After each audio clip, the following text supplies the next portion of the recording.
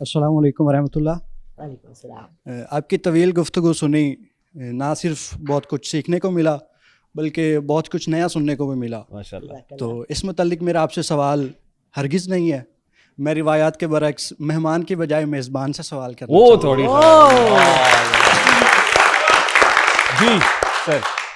जिस तरह अभी आपने उनसे गुफ्तगू की, आपने मुख्तलिफ़ आयात के हवालाजात दिए, आपने कुरान की बातें की और वो सारी, तो सेम इसी तरह मेहमान के मुतल्लिक भी मेहमान को अल्लाह ताला की रहमत करार दिया गया है। बेशक। और हदीस है कि जो शख्स अल्लाह ताला पर ईमान रखता है और आखिरत पर ईमान रखता है, उस पर फ़र्ज़ है कि वो मेहमान की इज़्ज़त करे। बेशक। तो आपके मुतल्लिक सोशल मीडिया पे आजकल ये कुछ देखने को मिल रहा है कि जो आपके साथ नशिस्त रखता है उसका मतलब ये हरगिज़ नहीं होता कि आप सवाल जवाब करेंगे, बल्कि आप उसको बेइज्जत करेंगे। तो जिस तरह आपके सवाल जवाब होते हैं उससे ये लगता है कि आप सवाल कम कर रहे हैं बल्कि अगले शख्स की तज़लील कर रहे हैं। आपका अंदाज़े गुफ्तगू इस तरह होता है। इस शोबे में, इस इंडस्ट्री में आपका बहुत बड़ा मकाम है, बहुत नाम है। तो मेरा नहीं ख्याल कि आपके ये शायान शान है कि अगर कोई अब आप जजमेंट दे रहे हैं, सवाल खत्म हो गया। नहीं, आगे मेरा सवाल ही है कि आपके साथ किसी शख्स की नशिस्त हुई, यकीनन वो एक अजीब इंसान, जाहिल इंसान था, तो वो आपने बड़ा अपना लेवल गिरा के उनसे गुफ्तगू की थी। और इसके अलावा भी मैंने आपकी मुख्तलिफ पॉडकास्ट देखी हैं। आपका जो अंदाज़ होता है वो बड़ा सख्त होता है। आपको नहीं लगता कि आपको अपना अंदाज़ थोड़ा नरम करना चाहिए, एक मेहमान का जो मकाम व मर्तबा होता है उसका भी ख्याल करके, क्योंकि सोशल मीडिया पे आजकल ये आप पे बहुत ज़्यादा तनकीद हो रही है। अगर खिलाफ हैं होने तो जान थोड़ी है, ये सब धुआं है, कोई आसमान थोड़ी है। सवाल हो गया? नहीं, इसके मुतालिक मुझे लगता है, तकरीर तो ना करो, सवाल करो ना भाई। हाँ। नहीं, सवाल मेरा ये है कि इसके मुतालिक पस मंज़र में आपने कुछ सोचा होगा कि शायद आप यूनिकनेस शो कर रहे हैं या कोई ना कोई कुछ ना कुछ आपका कुछ आपकी कोई इस मुतालिक क्या सोच है, मतलब क्या सोच के आप इस तरह के अब मुझे इजाजत है कि मैं जवाब दे सकूं? आपके सवाल का पहले मैं जवाब दूं। हाँ बिल्कुल, मेरी मेहमान से सुनिए पहले। मैं आपको बताऊं, सबको आज के मुझे धोखे से बुलाया गया। मुझे नहीं बताया कि मेरा रेहान तारिक के साथ अच्छा। 2 महीने पहले मैंने अपना YouTube चैनल, जो लड़का चलाता है उसका नाम भी रेहान है, मैंने उसे कहा रेहान तारिक को कांटेक्ट करो। जब इसने पतलू का किया था, इसने जो पतलू की पतलून उतारी थी मुझे अच्छी लगी थी। मैंने कहा मैं इसके साथ पॉडकास्ट करती हूँ बिकॉज मैं झूठी नहीं हूँ। ठीक है, अपने पे इत्तेकाद, ईमान अपनी ज़ात पे भी होना चाहिए इंसान को। मुझे कहने लगा मैम प्लीज़ ना करें, ये बहुत खरी खरी करता है और आपको इंसल्ट करेगा और ये। मैंने कहा मैं डरती नहीं हूँ, तुम नंबर निकालो। मुझे इनकी जो भी इनका हैंडल करती हैं, उन्होंने मुझे कॉल किया, उन्होंने कहा मेरे साथ पॉडकास्ट है। जब मैं यहाँ आई मेकअप रूम में, मुझे पता लगा कि मेरा रेहान तारिक के साथ इंटरव्यू है। यकीन माने, ना मेरी टांगें कांपी, ना मेरा जिस्म कांपा। मैं बहुत खुश हुई। मैं दिल से ये चाहती हूँ, खरा सच में इकरारुल हसन, रेहान तारिक जैसे खरे लोग जो कि वो राज खोलते हैं, वो किताब खोलते हैं जो हम सब बंद करके रखे हुए पीछे। हम उनको सवाल उठाना, हम लोगों को चाहते ही नहीं कि क्वेश्चन करें। अल्लाह ने कुरान में बार बार कहा है तुम अपना दिमाग क्यों नहीं इस्तेमाल करते, तुम ढूंढते क्यों नहीं हो, तुम तफ्तीश क्यों नहीं करते हो, तुम पता क्यों नहीं लगाते हो। आई am happy, I appreciate it. हाँ, लोग डरते हैं सच बोलते हुए। रेहान का थोड़ा सा सॉफ्टनेस है, लेकिन मेरे साथ अल्हम्दुलिल्लाह बहुत अच्छे रहे। लेकिन हमें इन लोगों की बहुत ज़रूरत है इस मुल्क में। ठीक है, thank you very much. I am so honoured madam, बहुत बहुत शुक्रिया, थैंक यू। आपके पास वो मैसेज है जो उस बच्ची ने आपको किया था बुलाने के लिए? मैं सिर्फ अपने लिए जानना चाह रहा हूँ। वो मुझे मैसेज दिखा सकती हैं?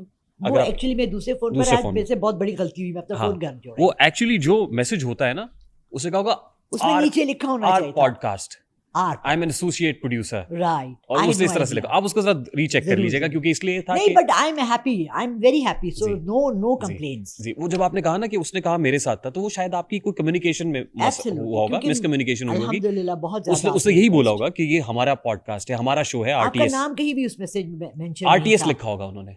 आरटीएस तो मैंने सब्सक्राइब ही किया हुआ है, मैं तो रोज 10 आरटीएस के मैसेजेस आते हैं। So kind of you madam, it's so honoured. वो मुझे फॉरवर्ड भी कीजिएगा ताकि मैं उसको भी चेक करूं कि उसने क्या इबारत लिख के भेजी थी। As far as your question is concern, तो मैं हमेशा ये कहता हूं कि जो तौर है दुनिया का उसी तौर से बोलो, बहरों का इलाका है जरा जोर से बोलो।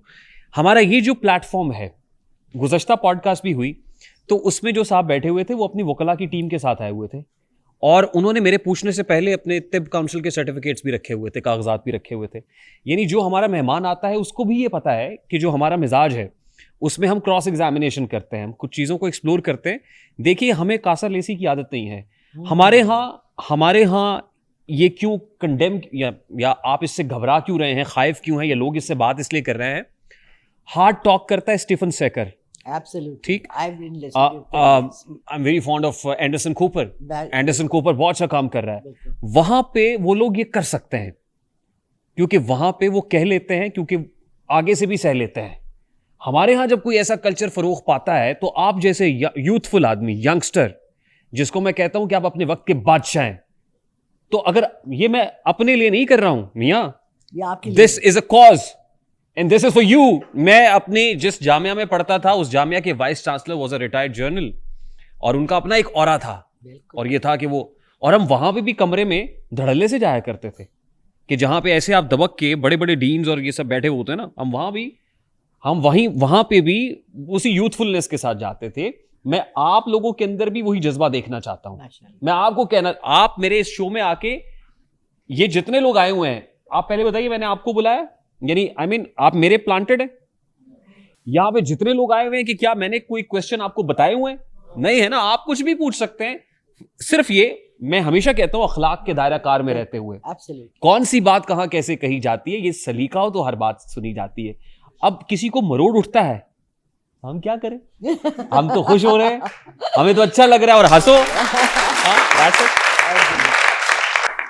तो लेट्स चेरिश। मैडम ने बड़े ही खंदा पेशानी से और हौसले के साथ सुना है। होता पता है क्या है, जर्फ की बात है।